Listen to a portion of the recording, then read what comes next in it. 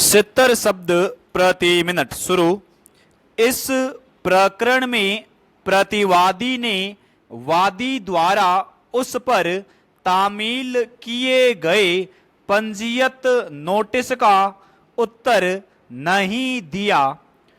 उसने वादी के इस कथन का खंडन नहीं किया कि वह राशि वापस करके वादग्रस्त मकान की वापसी अर्थात पुनर्विक्रय चाहता है। इस कारण यह निष्कर्ष निकाला जा सकता है कि पक्षकारों के मध्य यह आपसी समझ थी कि यह ऋण का समव्यवहार था, न कि मकान का पूर्ण विक्रय था।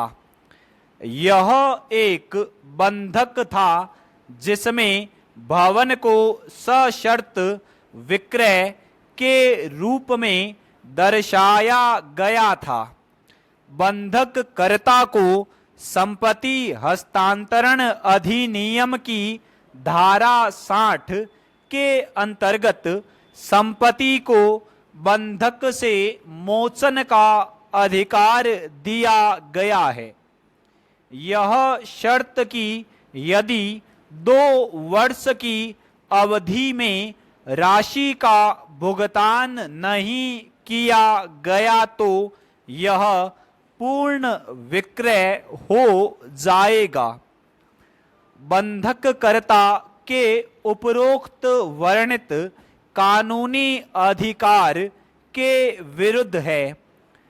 बंधककर्ता द्वारा युक्ति युक्त अवधि में मकान को बंधक से मोचन कराने का अधिकार सिद्धांत पर आधारित है।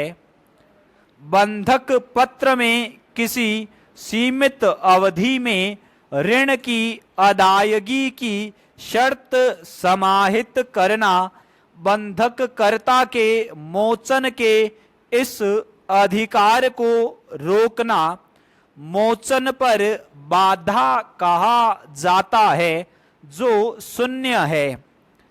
इस सिद्धांत को ध्यान में रखते हुए प्रकरण में प्रश्नगत दस्तावेज में 2 वर्ष की अवधि में राशि वापस करने में चूक होने पर वादग्रस्त भवन वादी को वापस पुनर्विक्रय करने का अधिकार समाप्त हो जाएगा कि शर्त समाहित करना शून्य है।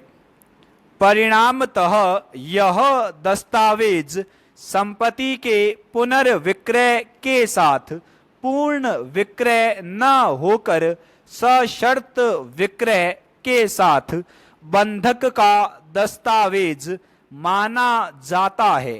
वाद प्रश्न क्रमांक 1 पर मेरा निष्कर्ष वादी के पक्ष में दिया जाता है। चेंज वादी क्रमांक 1 पर साक्ष्य के विश्लेषण एवं वैधानिक स्थिति की विवेचना से यह स्पष्ट प्रमाणित हो चुका है कि विवादित समव्यवहार सशर्त विक्रय के साथ बंधक था।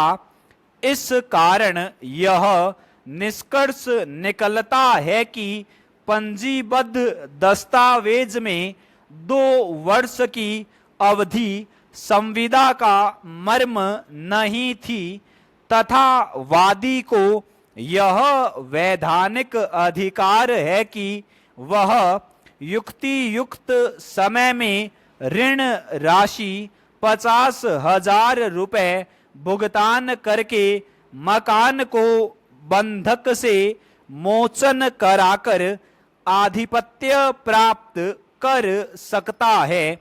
अतः वाद प्रश्न क्रमांक 2 एवं 3 का निष्कर्ष वादी के पक्ष में तथा प्रतिवादी के विरुद्ध दिया जाता है। चेंज वाद प्रश्न 1 लगायत 3 पर दिए गए निष्कर्षों के आधार पर यह निष्कर्ष दिया जाता है कि वादी वादग्रस्त मकान का मोचन कराने एवं उसका आधिपत्य प्राप्त करने का अधिकारी है। चेंज फलतः घोषित किया जाता है कि वादी वादग्रस्त मकान पर आज्ञप्ति जारी करने की दिनांक तक 50,000 रुपए मूलधन